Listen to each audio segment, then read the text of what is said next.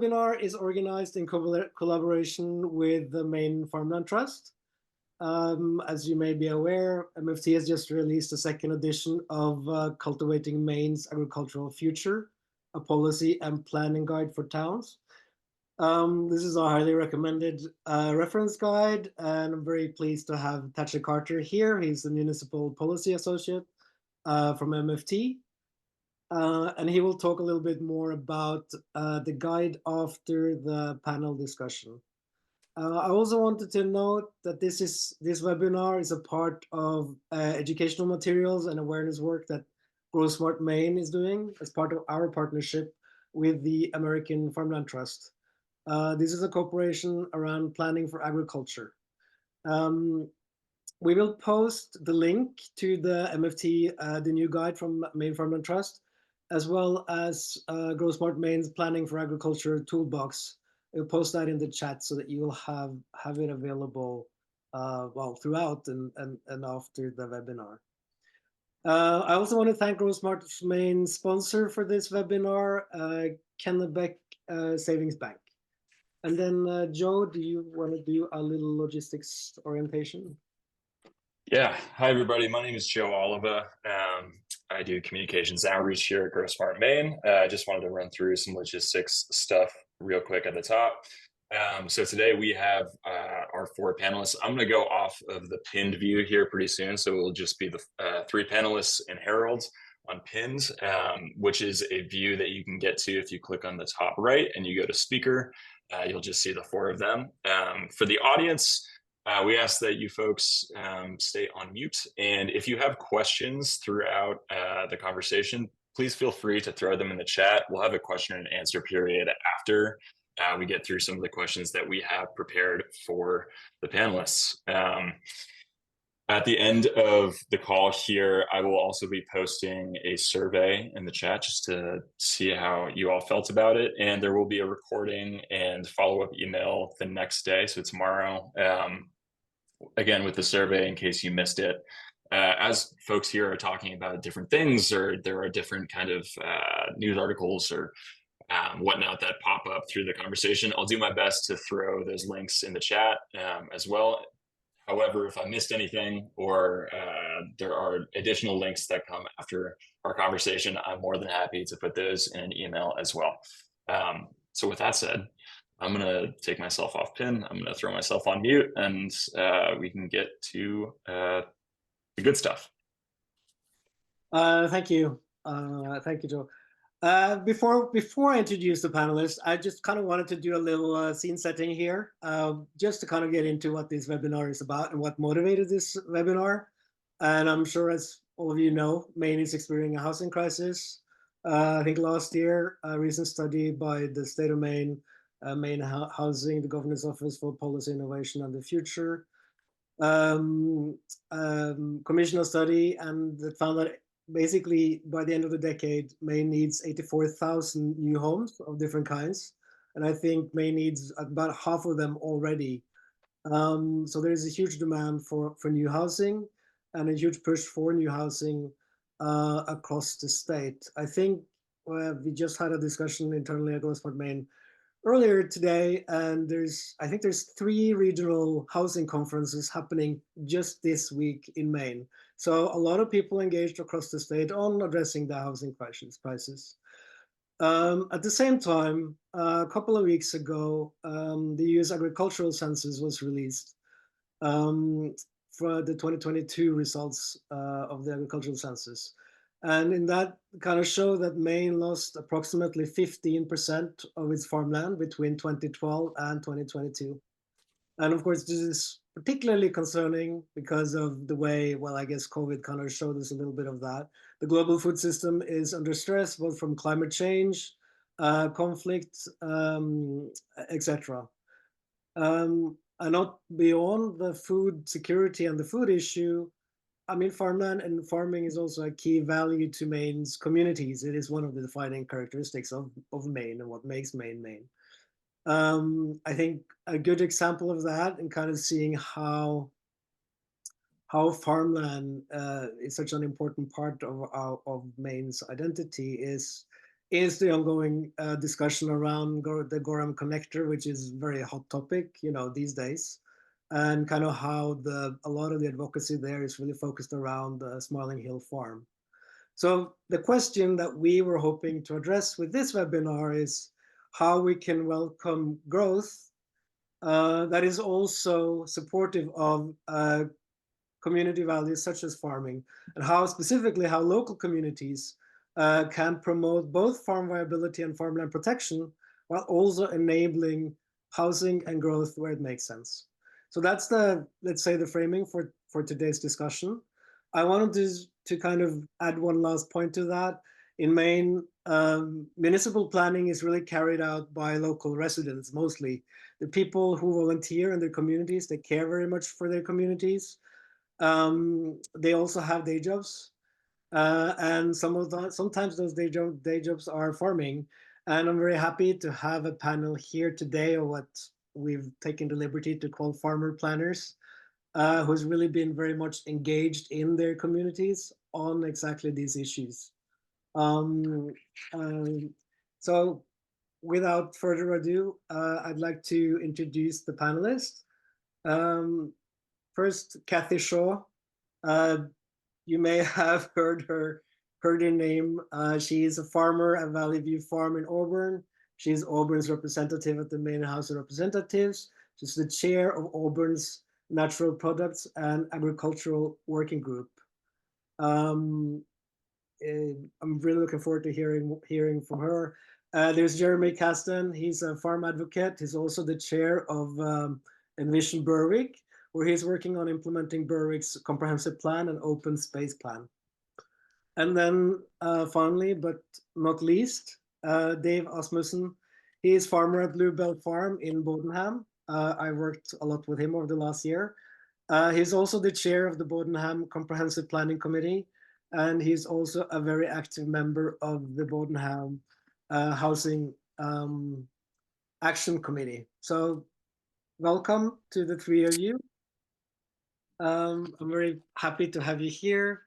And I kind of wanted to maybe start this discussion with asking each of you to describe kind of briefly a little bit about your municipalities, your community, what the role of farming has been in your community traditionally, and perhaps also a little bit why you personally wanted to be, what motivated you to become engaged in planning at the local level.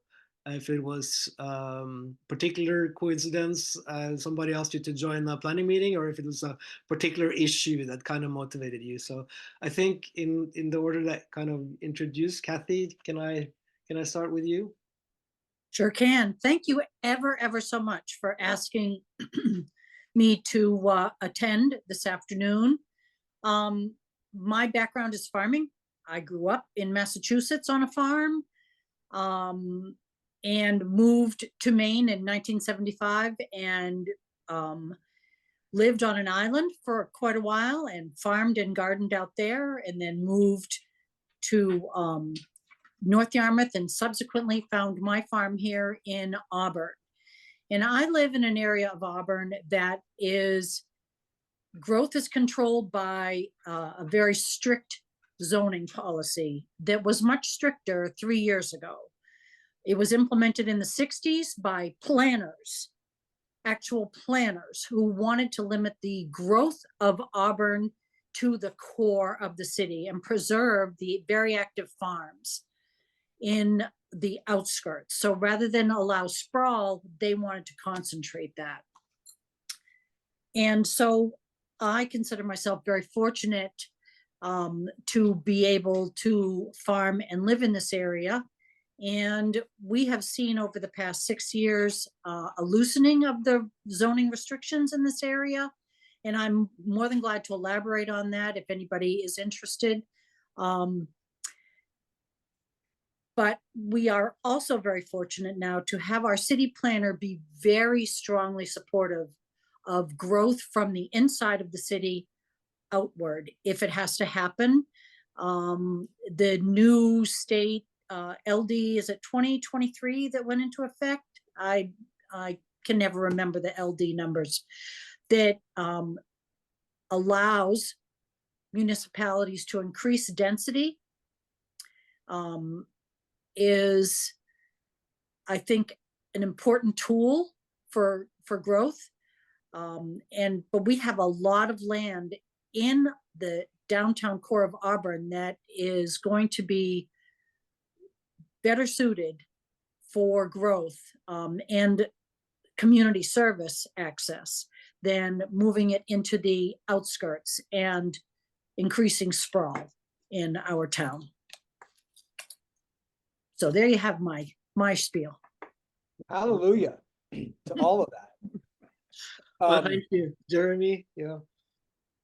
Yeah, so I just want to say that that notion of concentrated development, I think, is so critical to what I have learned about what the ways we need to be thinking about this.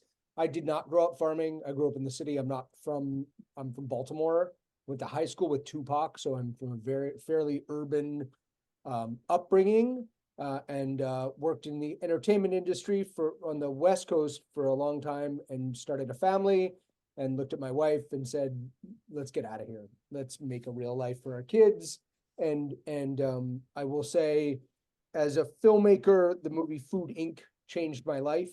I rethought everything and completely, I don't want to say I've never eaten a chicken that had an unhappy life since then, but I've endeavored to never eat a chicken that had an unhappy life since that film. And so we moved 2 children and 2 cats in the winter of 2016 to the Stone Soup Institute on Harpswell Neck, which is basically a school in a dude's house.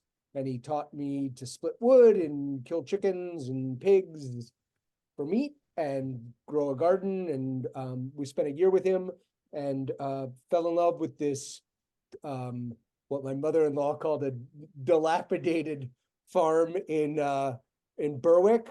And we have endeavored to bring it back, both the land and the structures. And that's how I got involved in Berwick. Being from away, I think I have a unique perspective, because I've seen gentrification and change and the suburbs completely alter the tone of a place so quickly. I became conscious of it happening here. When I moved to my street, Blackberry Hill Road, everybody told me how within their lifetimes, people my age, there were 5 dairy farms on this road. And I have seen the last of those dairy farms shutter since moving here. And my kids, who are still young, visited those cows daily, and it's gone, and probably not to return, right? So not because I want my children to be able to touch neighbor cows, but because I care about where all of our milk comes from, and I value so many of the things that make Maine Maine. To me, because I got to live with somebody who was, I hesitate to say a real Mainer, but somebody who was intergenerationally a Mainer, and spent a lot of my education for that year saying, don't be one of those people who shows up here and this, and that. And it helped me to set a mindset about how it is here. And sometimes I think that's good, and sometimes I think it's bad. But mostly I think that sense of participation and your voice mattering, and being I don't want to say righteous, because that maybe sounds negative, but believing what you believe and feeling that it is important to stand up and say it. Sometimes to people's frustration is part of the culture here. And so it has freed me up to show up in my town. I volunteered for many years as the chair of Envision Berwick. I brought Open Farm Day back in Berwick, and we've hosted a multitude of projects and events trying to remind folks about what had been here, because we are seeing it go away quickly, sadly. We don't have a lot of active farms here anymore. We have some conserved land. We have quite a bit of land that people own that, you know, still is up for grabs, which is scary. But, you know, there's one organic CSA in Berwick, and not a lot of folks who are farming, you know, at scale or anything, but really, and I've worked with very closely with Thatcher over the last year, and going back 2 years when I first asked him to come speak to our planning board and remind them that they do have tools. My focus has been more about gardeners, because I think everybody here, gardening is sort of endemic to Maine, and I love that. And I think if we get back to reminding people how much they value that, we have moved the meter more by speaking to that in some ways lately than even focusing on farms, because we still just don't have enough farmers to work the land that's conserved and available to be farmed. I think that's the broad sweeping generalization of who I am. And No, thank you. conundrum. That was, yes. Thank you. It was inspiring, actually. Dave, you. Hi there, Dave Asmussen. I'm in Bodenham, and we're a town of about 3,000 people between Portland and Augusta on 295. Back in the 1800s, it was wall-to-wall sheep, but now we've got a number of different farms that bring people in for, there's a U-pick berry farm, and there are a number of farms that deliver down to the Portland farmers markets, Brunswick, restaurants in Portland, and then a big CSA, a meat and egg farm, and a small dairy. So we've got a little bit of diversity in our agricultural world here. The core of that is some beautiful NRCS prime soil that's down on Merry Meeting Bay, that's tabletop flat and has no stones in it. I don't farm there. I farm in the stony, worse soil. Me but too. There's, yeah, right on. But that's sort of the critical mass core of our farms in town. And how did I get into this? I guess if you've ever read the Virginia Lee Burton book, The Little House, there's sort of planted the seed of, there's a city that sort of like keeps encroaching into the countryside, and that sort of tweaks something in my head to think about these things. But I've done a little bit of GIS work, and I'm always intrigued by how these imaginary lines on the landscape that we create have very real world consequences with management. And so this imaginary line results in a forest or a field or a subdevelopment or roads or what have you. And so those planning ideas that create those imaginary lines are then put into effect later on. Most recently, I'm on the comprehensive planning committee because at our farmers market, the old timer there gave me an elbow and said, "Oh, you're interested in this stuff. You should join the committee." And it's been 10 years. So I enjoy working on these big picture ideas. And I feel like it fits well with farming as well, because you have to look at the big picture all the time. It's not just, one day, oh, cool, I'm going to harvest some tomatoes. You're thinking ahead months, years, sometimes a decade in advance. And those long-term planning pieces and coordination are really important. So thanks for having me here today. Thank you. And I guess that kind of leads to kind of the next question. I mean, so, municipal planning and land use ordinances, kind of how, I guess my question to you is, have you found them to be, effective and useful? I mean, how much can you get from municipal planning in terms of farmland protection and in terms of like, let's say, encouraging housing? I guess that would be like one question. And what have you kind of looked into in Bordenham for in terms of zoning and land use ordinances, or through your comprehensive plan, I guess is. Sure. So yeah, I'm biased being on the comprehensive planning committee, that like we need to take a big picture look at everything. And so one of the things that we're looking at is density changes in our different areas. And so decreasing the density in the rural and agricultural areas while allowing an increased density in our village districts, which is our term for zones, because that was a more palatable term when they were starting up creating these imaginary lines on the town. So I think having both of those things happen at the same time is really important. The reason that we would want to increase density in our village district is because we have public utilities there. We've got public water and a decent road access. It's close to our country store and the gas station and the Bodenham Farmers Market, where you can find us Saturday mornings, June to October, 8:30 to noon. But it's a great place to have people, and increasing that density where we already have some, and we would welcome a little bit more while still keeping like our small village character.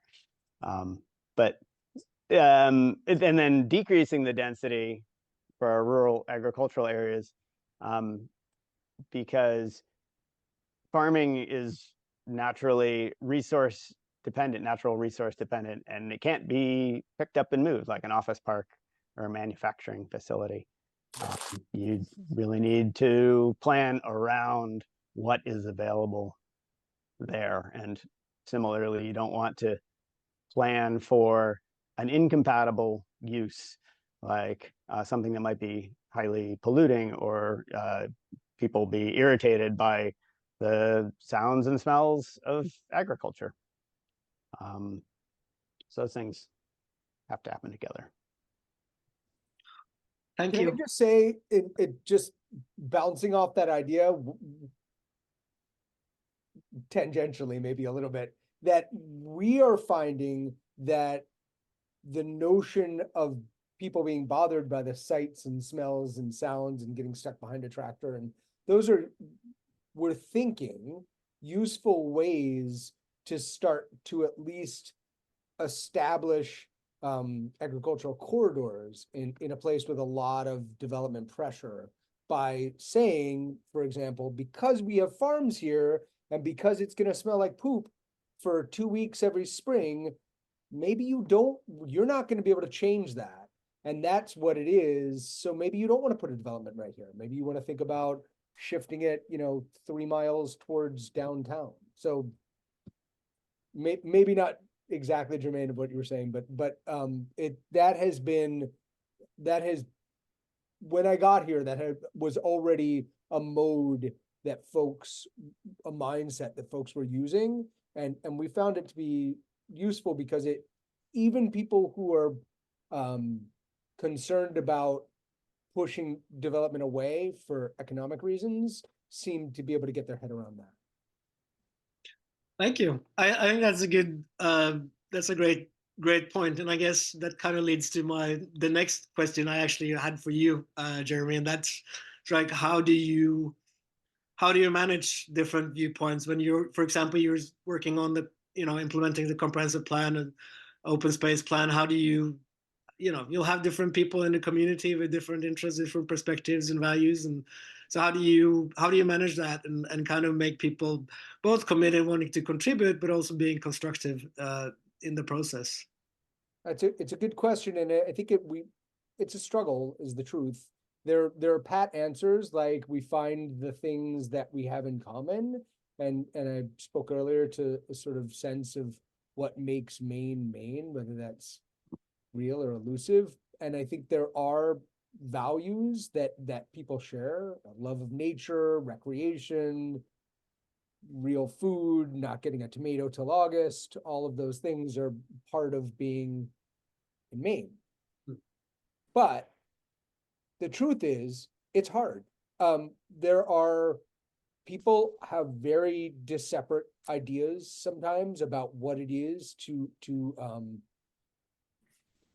occupy land, right? I mean, this town has been here since before America was America, and there is a portion of folks whose families have occupied that land, but there isn't a consensus about what that land should be, and we run up against it all the time.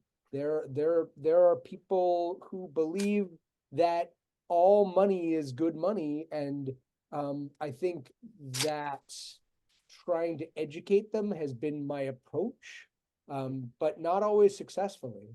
Sometimes there's resistance. I wish I had a better answer than that, but I think that's the true answer. True answer. Well, thank you. And then I guess that also, a specific controversy, I think, at least I was following about a year ago, was in Auburn, and with the discussions around, and you already kind of mentioned it, Kathy, around the rezoning of Auburn's agricultural and resource protection zone.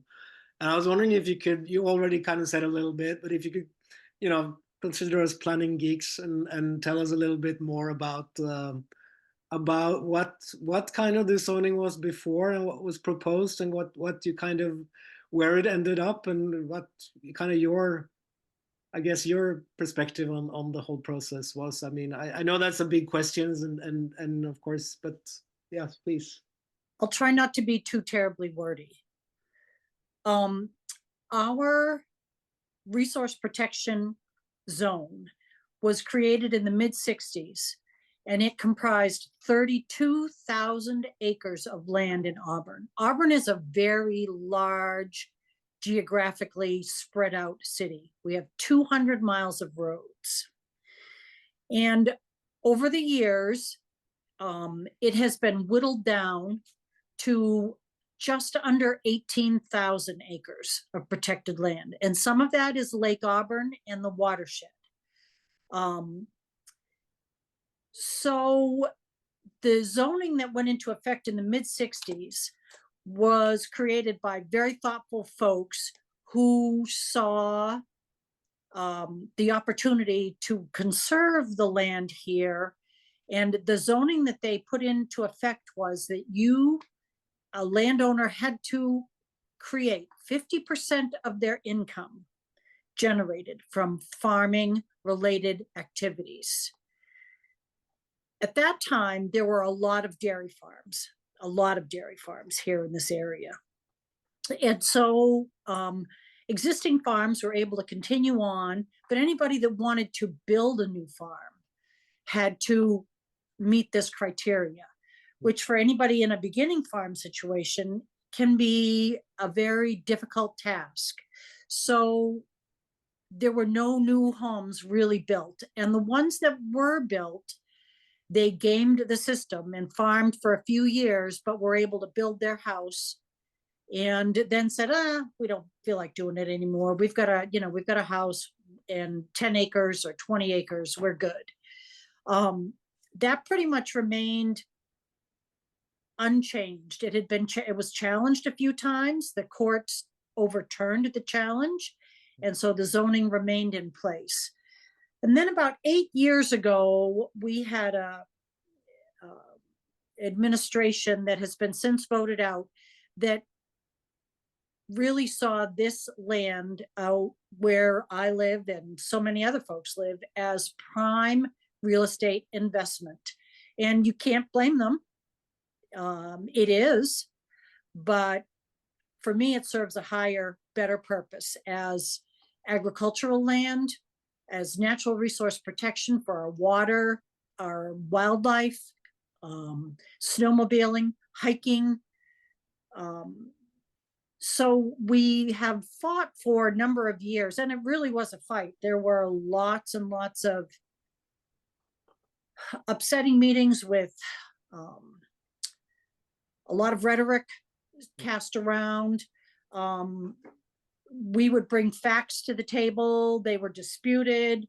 I had people come in from the state, well-documented facts that really showed that concentrating our development in our downtown areas where there is lots of opportunity made more sense than spreading it out. Cost of community services for mile per mile, farmland, natural resource conservation land is less of a burden on the taxpayer. Fewer fire calls, police calls, school bus routes, fewer kids, etc. So in the past 6 years, we've loosened it some. And so now if land is purchased, you have to submit to the planning board a very specific, detailed farm plan. And our planner, city planner, is entirely supportive of farming and conservation. So I think we're in a good spot. We have a lot more work to do in order to preserve this land where I live. But for right now, I think we're in a pretty good situation. The income limit has been lifted. Now you just have to provide a bona fide farm plan. And my natural products and ag work group is going to be working on hopefully creating a task sheet, if you want, on when somebody comes to the city and says, look, I own 10 acres. We want to build a house. What do I have to do? These are the hoops that you have to jump through in order to be able to be considered to build a dwelling in this area. And I grew up in Massachusetts, and I watched, this was in the mid-70s, farms that were there would sell off lots surrounding their farms to generate a little bit of tax income. And invariably, their neighbors, once they sold off these lots, were complaining about the noise, the smell, the late night spraying, the big trucks in and out, which are everyday occurrences here. I mean, I have to look out my windows and watch for one of my farm dogs getting loose, or the sheep, or have I let the chickens out? There's always something. I ask people to slow down on our roads because they drive far too fast. And I have geese that have no idea what a vehicle is other than just something that may throw food at them.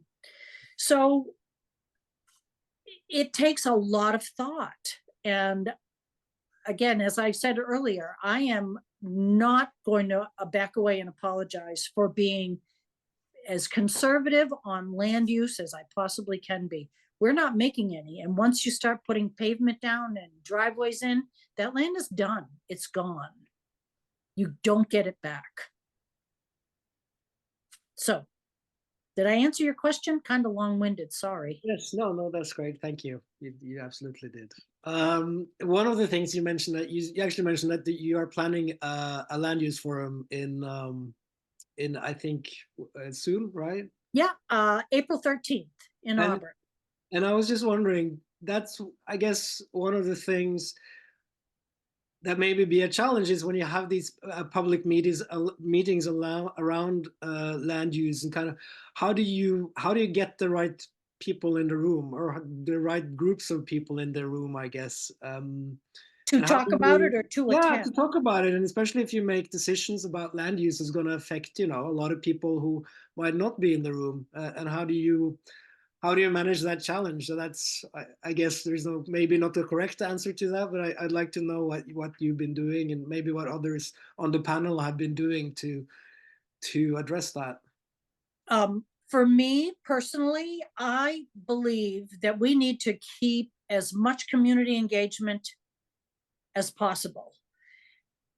Well beforehand, we need to gather as much community information, what people think, what they feel, do they support this kind of limited growth? What are their ideas?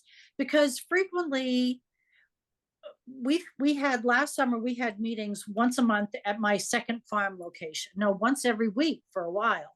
at my second farm location. And I had this huge email list of people that own large plots of land or own land that they want to conserve. And we just talked for 3 or 4 hours. I provided coffee, treats, snacks, plenty of room for kids to run and play, but we just brainstormed ideas and created an outline. And one of the things that came out of that was that there were a lot of people that attended these meetings that had owned this land, or their family had owned land here since the 60s, and they were afraid of what would happen if the zoning was changed. And zoning can be, as all of us know, can be changed in the blink of an eye. In Auburn, 2 hearings, 2 public hearings, that's it. 2 votes by the city council. What do they do? And so we decided to have a land use forum. And I had our city assessor, Maine Farmland Trust, Royal River Trust, Androscoggin Land Trust. I have the Soil and Water Conservation District coming this year, and the carbon sequestration. I'm hoping a couple of companies come to talk with attendees at this land use forum to talk about the options that they have for use of their land or non-use. But there are options out there for folks that do want to conserve their land. I have my 150 acres as heavily layered with land use plans as I possibly can. Might be a little bit too much for others, for some folks, but for me, it's a good fit. So it's all about getting information out, because that's what scares folks when they don't understand.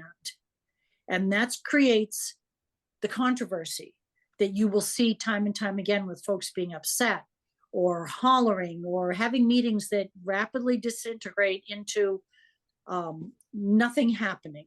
You need to talk, and you need to create as much community engagement and buy-in as you can. Well, thank you.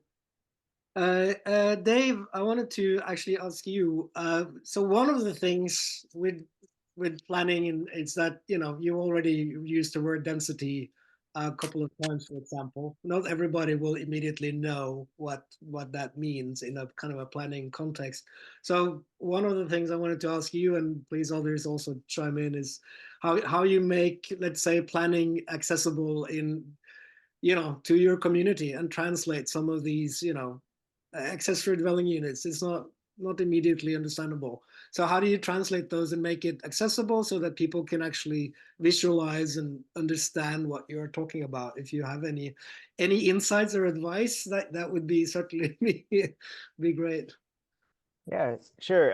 So totally hear Kathy's point about like getting people engaged, hearing what they have to say, and yeah, keeping those conversations going, because nobody wants to be blindsided by any big changes in the landscape. We have a town celebration day, Celebrate Bodenham. Some people have Richmond days or what have you.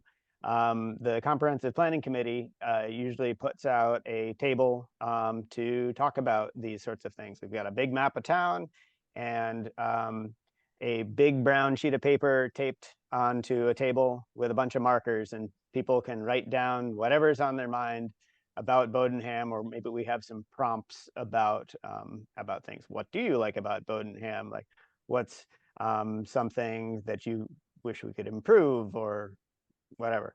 And this past year, we were talking about density.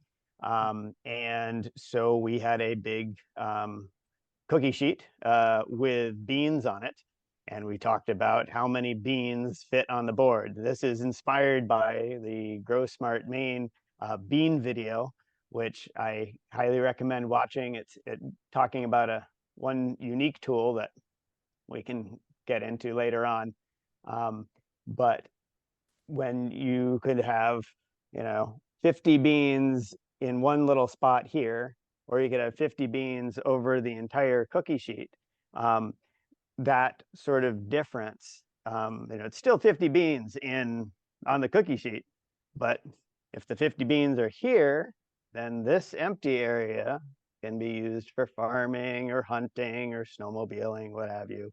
And then people live here with your concentrated services that can be served by water and sewer. And the fire department doesn't have to drive all the way over to the bean over here if your house is on fire. And so yeah, beans on a table, that was a great thing that we were talking about. Repetition as well. So we've talked about density a number of times, and I know like the first few times through, nobody had any clue. And trying it again, and the folks that I've worked with on the planning board as well, there are some concepts that are very challenging until you hit them a number of times. I think Grow Smart Maine does have some great publications on it, and I've definitely cribbed information from those. So that's helpful.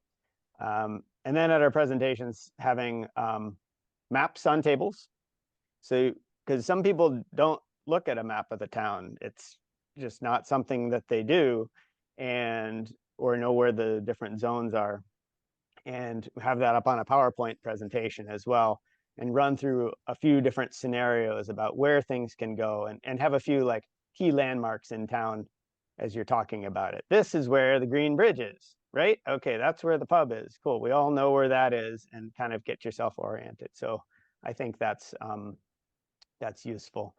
Echoing Kathy's like a directed mailing list there. We had good success at one meeting doing a direct mailing to people with 50 acres or more. Had a good turnout there. It takes more work to do those targeted outreaches, but I think that was good.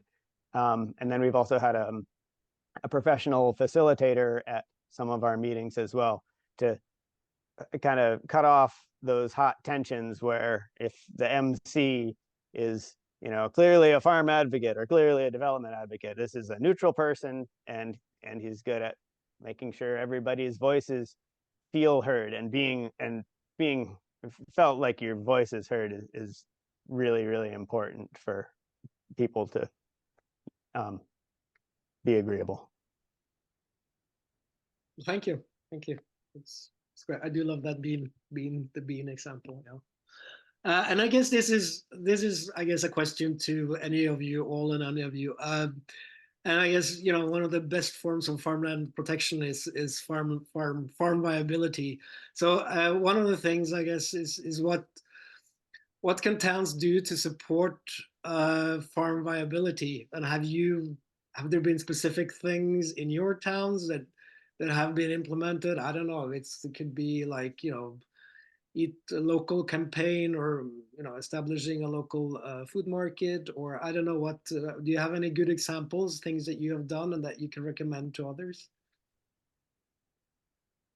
I mean, I will say that David mentioned the farmers market. I think Berwick, until about 10 years ago, did not have a farmers market. We have a winter farmers market now at our town hall. Before I was the chair of Envision Berwick, it was a project that Envision Berwick endeavored to put together, and it for several years was attended but not a big deal, and had a handful of vendors for the last 2 years, and really this year in particular, it's packed. There's a wait list for vendors, and it is our Great Works Regional Land Trust tends to have a booth. Other people want to have a booth there that are connected to the land and to articulating these ideas to people, including Envision Berwick. And it has been a really terrific way to connect to people and to remind people of what's important, and to connect the farmers with each other too. We, I think, here have a different situation in some ways, perhaps. It sounds like for both Kathy and for David that the opportunity to engage with people and to have citizens who are showing up for meetings and coming to meetings is robust. And my experience so far has been that one of the greatest challenges is getting people to engage at all. Our school board, our planning board, our select board, Envision Berwick, which is a volunteer organization that does so many things in town. They, I think, before the pandemic, had more folks joining and volunteering time and coming to meetings to discuss ideas. And we're having a really tough time just finding people to fill seats. And so sometimes that brings folks who, back to what we were talking about before, who may feel very strongly in a different direction. But I loved what you said, David, about having facilitators and having folks come in, even if you're bringing them in and paying them, who can help bridge those gaps. Because I do think that it is hugely important to find a way to bring people together and to find a commonality in purpose. Yeah, I don't want to make it sound so rosy that tons of people are coming to our meetings. We do have a decent turnout for things. There's a good core of people that that care about stuff. Our town doesn't send out too many mailers, and so when the people with and it's like a lever to pull occasionally, it seems, is that if you get a letter from the town saying we're going to talk about land use because you've got over 50 acres, that puts them on high alert, and so, oh man, this could affect me, and so that is a useful thing from time to time, but don't want to do that Smart, too much. makes right? sense. Yeah, So But the same thing has happened in Auburn as well. We are also suffering from a lack of volunteers for a lot of our boards. And it only seems when folks feel that their way of life or their lifestyle could possibly be threatened that they begin to sit up and take notice. It's so it trying to create a conversation when people are feeling like they have to have their claws out is a very difficult thing at times, but you just have to allow them the opportunity to vent in an appropriate manner and then ask for a solution or a volunteer to help come to solutions. Local foods, really, the emphasis on local food has only been focused in the past 20 years. Before that, it was food from away was just as good as food grown here. And we're seeing a big shift in that. I also am president of 2 farmers markets run by one organization, one in Cumberland and one in Falmouth, and they are heavily attended by residents from May through the end of October. And a lot of that is also a learning curve that you need to be able to explain to residents that buying local food is not necessarily more expensive than going to the grocery store, because you know where your food's coming from. It tastes better, it lasts longer. There's lots of great reasons, and that is just it's an education that we need to continually put out there. Just as, you know, driving down one of the country roads and seeing cows in the field or sheep, or letting kids go to Maine Maple Sunday and find out how it is that their maple syrup is produced, not grown, but well, and grown in a way. Letting them go to a farmer's garden and pull carrots or collect eggs out of the nesting boxes. I'm always welcoming folks here to the farm to see what it is that we do. It's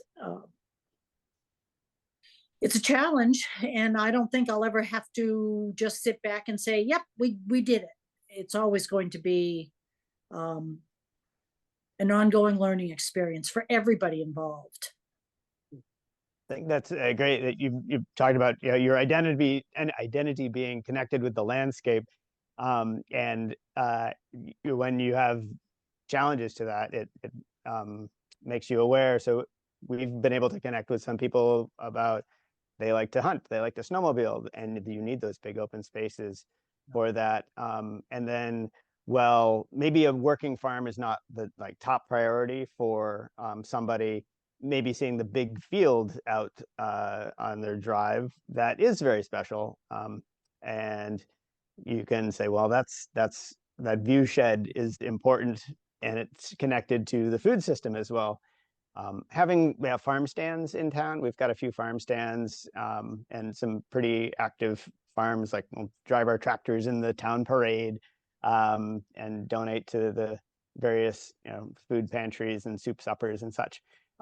And make sure folks know, like, that came from town. Like during the pandemic, it was great. We had the farm stands that were really helpful, so people didn't have to go places, and making that connection personal, so that many people, yeah, just feel a connection with the landscape when you're eating it, when you're seeing it, and that makes a big difference, I think.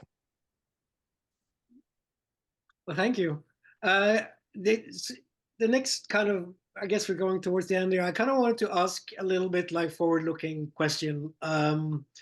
Like, how do you see the role of farming, let's say, 20 years from now? I'm thinking about, taking into account climate change on our local food system, which you kind of already started talking about, but kind of the role of farming, but also the kind of the reduction in farmland, and if that continues. So any thoughts, philosophy around that? I mean, I can speak to that if you'd like. Please. Jeremy, go ahead.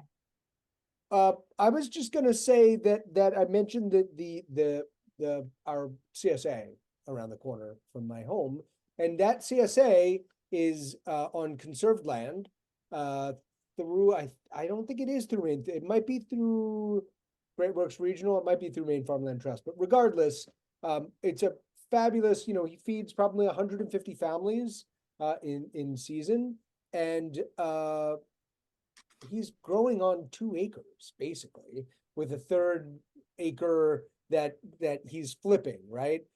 That amount of food grown 50 years ago would have been on a lot more land, and there are still farms around that are haying, and a few farms that have livestock, but not as much as people's interest in fresh produce. And I will say that although for so many reasons, including like vistas, like you said, or hunting, or the ability to have trails, I would love to see the majority of our land conserved and remain open space.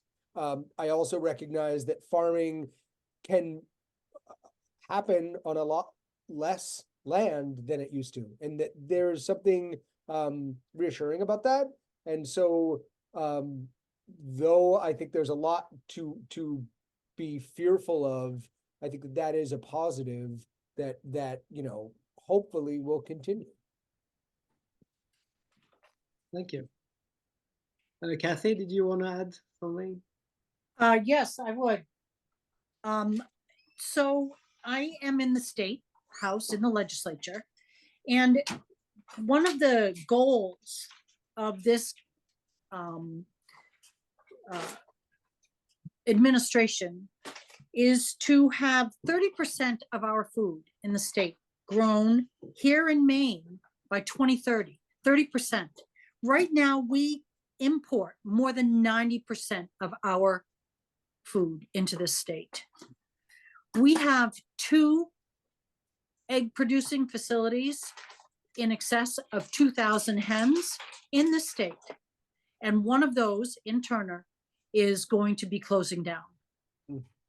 We had last year 168 dairies in the state.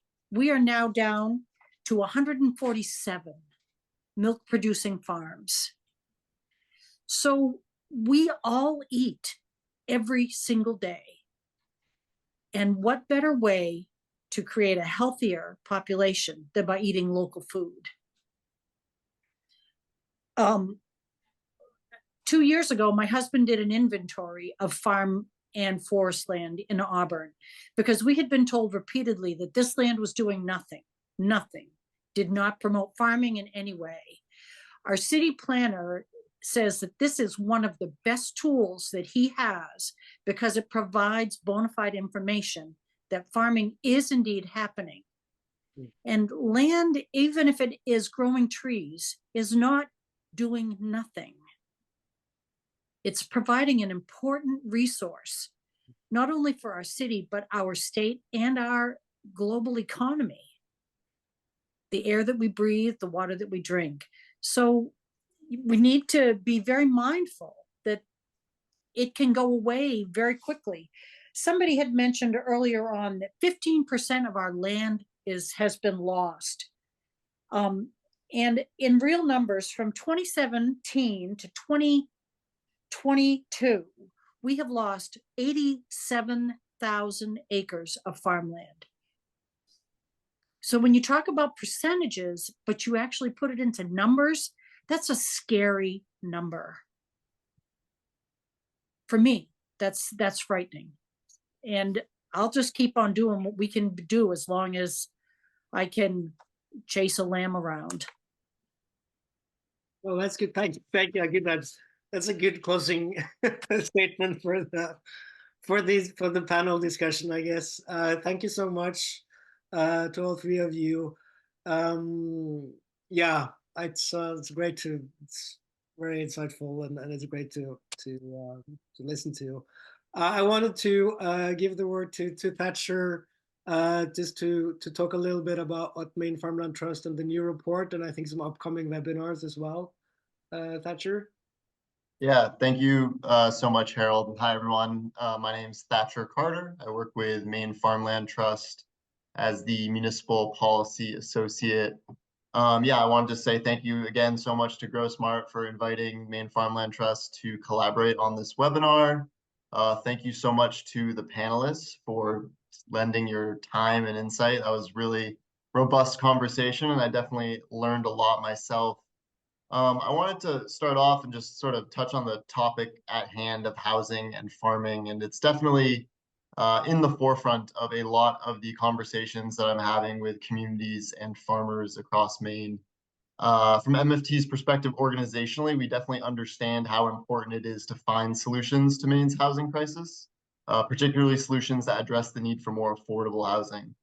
We believe it's critical that efforts to increase any type of housing in Maine are advanced alongside these land use policies and planning strategies that really support smart growth principles and protect our state's working farms. So while in some instances, housing development can sort of be seen in competition with farmland protection initiatives, we really recognize that it's important to promote and explore solutions like we're doing here today for how both of those land uses can sort of coexist and support one another. So on that topic of affordable housing, we are increasingly hearing from farmers about the recurring challenge that they have with finding and retaining reliable and skilled workers for their businesses. So this lack of available, affordable, adequate housing in rural and farming communities in Maine is really contributing to this agricultural workforce shortage that many of these businesses are experiencing.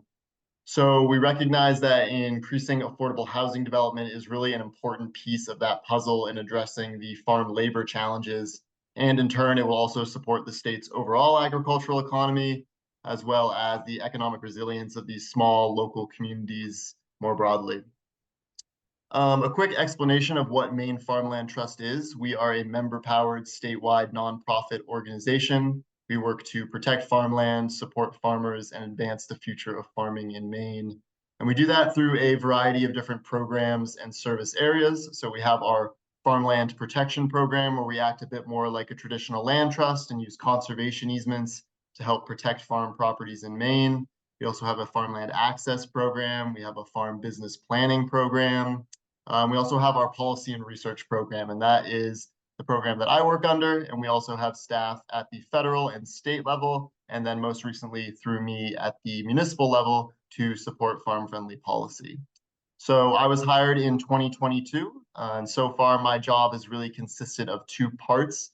The first has been finalizing the second edition of Cultivating Maine's Agricultural Future, a policy and planning guide for towns. This resource is really an all-encompassing roadmap and farm-friendly policy and planning guide for towns. Maine Farmland Trust just released it earlier this month in collaboration with the Maine Department of Agriculture, Conservation, and Forestry. And the guide was actually originally published back in 2011 by Maine Watch Institute, Maine Farmland Trust, and American Farmland Trust. So we sort of revisited it and brought it up into context for 2024. It contains a lot of general guidance, different example strategies and case studies of what towns across Maine and New England are doing. And that includes everything from regulatory strategies like local ordinances, comprehensive planning, things like that, as well as non-regulatory strategies. So forming a municipal agricultural commission or something like a working group in your town, or also ways that the municipality can look to support a local farmers market. In an effort to promote this resource, starting next week on April 5th, we'll be launching the first of a 5-part webinar series that we're going to be doing, sort of disseminating the content of this guide and hopefully making it a bit more digestible and appealing to our audience. So I will drop a link in the chat where you can access both the guide as well as some more information on that webinar series. And then finally, the second part of my job has really been working with communities directly, forming relationships with municipal officials across the state to offer this free, direct technical assistance to local governments in Maine that are either interested in or are in the process of developing different farm-friendly policy mechanisms or planning strategies. So if your town is currently working on a project or a plan and you could use resources from Maine Farmland Trust, please do reach out. I'll also drop my contact information in the chat. And yeah, that's all I had to say. Thank you so much, Harold. I'll pass it back to you. Thank you so much. Let's see here. Let's see if are there any questions from the. I wanted to open it up to everybody basically. If they have any questions to the panelists, or if the panelists have any questions to each other as well, you're allowed to ask each other questions too. So.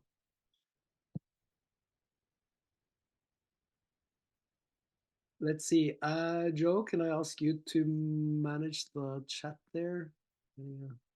It looks like Brooklyn has a question.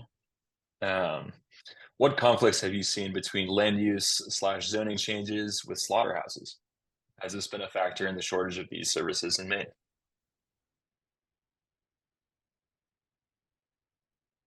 Kathy? So slaughterhouses are universally viewed, and with some bona fide reasons, as unhealthy, unhappy, unwelcome options in communities, when in reality there are a lot of slaughterhouses in our state that you would never even know were slaughterhouses. When they are well managed, efficiently and cleanly and responsibly, I don't think there's a whole lot of conflict. We have a shortage, an unreal shortage of animal processing facilities. We have a large demand for them, but we have a shortage of them. And I think that part of that shortage is that it is not necessarily the most pleasant job in the world. And it takes a certain kind of person to be able to do that for 4, 6, or 8 hours a day. We raise animals here on our farm. They are not caged, with the exception of the rabbits, and the rabbits are usually put on grass in the warmer months. And we are in the process of probably creating a very small slaughter facility here, but I think properly managed, there should not be any conflict at all. between a butchery and residential dwellings. I think that brings up a great point, is that there are a number of different service industries that are vital to farming. And by having those ancillary businesses, you increase the farm viability. So you need your slaughterhouse for your meat farms. You also need trucking, diesel repair, those sorts of things. And as long as they're properly situated in the town so that they don't take up a natural resource area, then 2 thumbs up. Similarly, housing, I know we were very pro farmland preservation here, and yes, absolutely. But housing, as Thatcher mentioned, that's another important part. I need labor, and I also need customers. And properly locating them in the town is vital. And just one aspect that I think Bodham is looking at, septic is a constraining factor in small rural downtowns. Septic technology has improved drastically in the last few years, and you can safely process your residential waste in a smaller area. And that has been one of the factors that has been a stumbling block for having a duplex or a fourplex or something on a small lot in a small Maine town. And that's something to be looking at. Have your municipality be proficient in septic rules and the latest technology is worth looking into. Thank you. Thank you for that question. Sorry. Any other questions from the group, from the participants? Alex. Hey everybody, thanks for the chat today. I'm in the car and my brain's a little fried, so I hope I can get this out okay. But I think the last, I tried to find out what the annual dedication of revenue is to Maine housing, and in 2021 it was $600 million. And the annual dedication to Land for Maine's Future, which does conservation generally, doesn't really exist, but the last appropriation that we had was $40 million, of which about $4 million was allocated for farmland protection.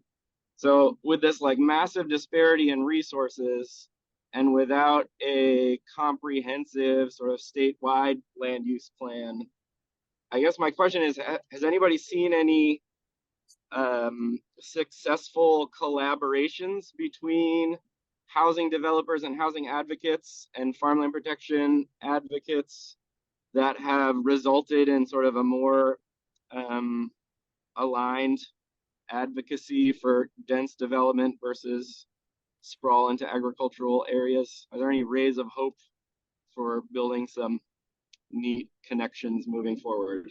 Thanks a lot.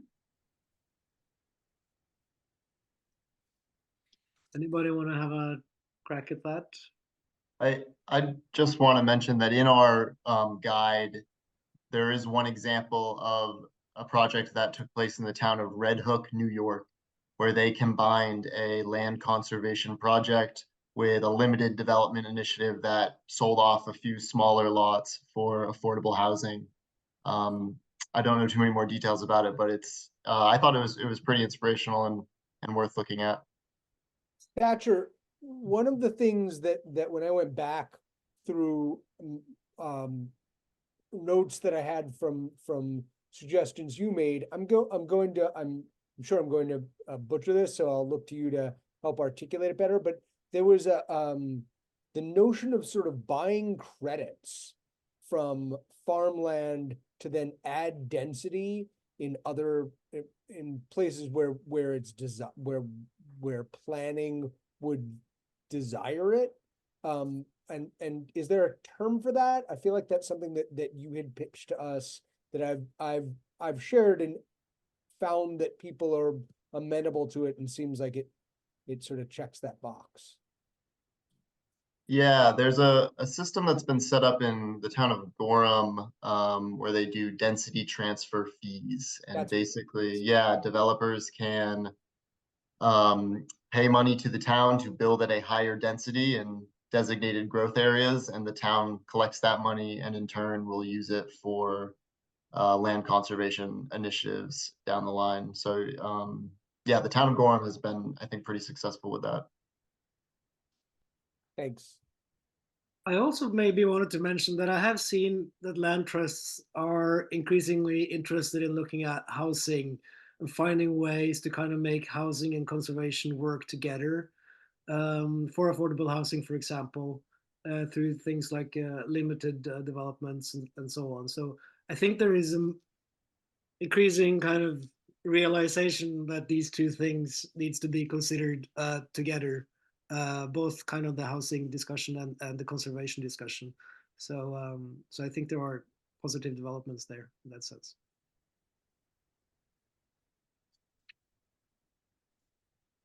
Let's see. I'll just mention, I think I've seen some good development plans in Freeport, where there was a large farm and a chunk of the land was preserved, and then other less prime soil areas were then divided into house lots. I don't have the name of that development right now, but Freeport comes up and also in an another urban planning book, and I'm not remembering the name of this, but it features the McDonald's in Freeport, as well as how you can have different businesses come into town and meld with the character of the place.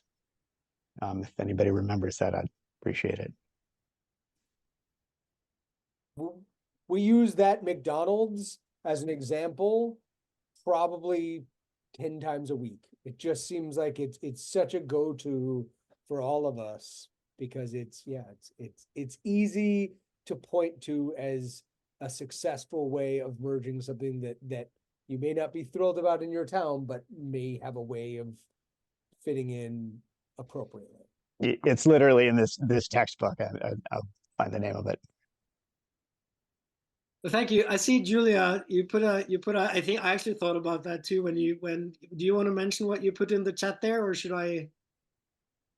Sure, yeah, it's just Vermont had years ago dealt with the same kind of issues at the state level. And so they created the Vermont Housing and Conservation Board. And so they try to work on both issues sort of simultaneously through the same agency.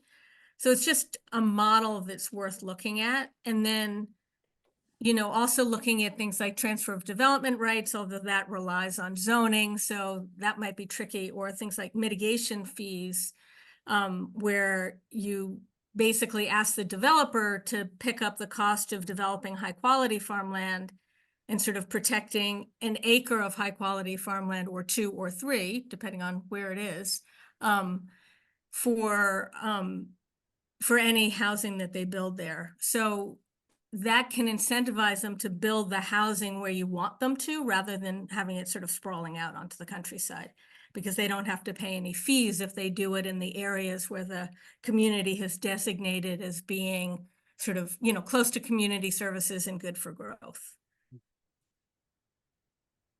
Yeah, thank you. Any other questions for the panel? Okay, well, thank you. Well, thank you so much to the panelists and everyone's attended, and to you, Thatcher, as well. We're gonna post the survey in the chat, I think, right, Joe?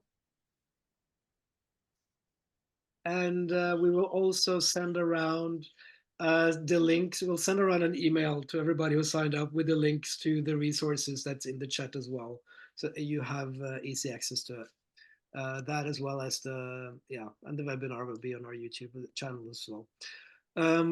Also want to thank Kennebec Savings Bank, whose sponsorship has enabled us to produce this as well. So many thanks to them. And any other final words from Thatcher? No, just thank you again so much for inviting us to collaborate. I think it was a great conversation. But thank you so much, everybody, and have a good evening. Thank you. Thank you. Good evening. Thank you, everyone.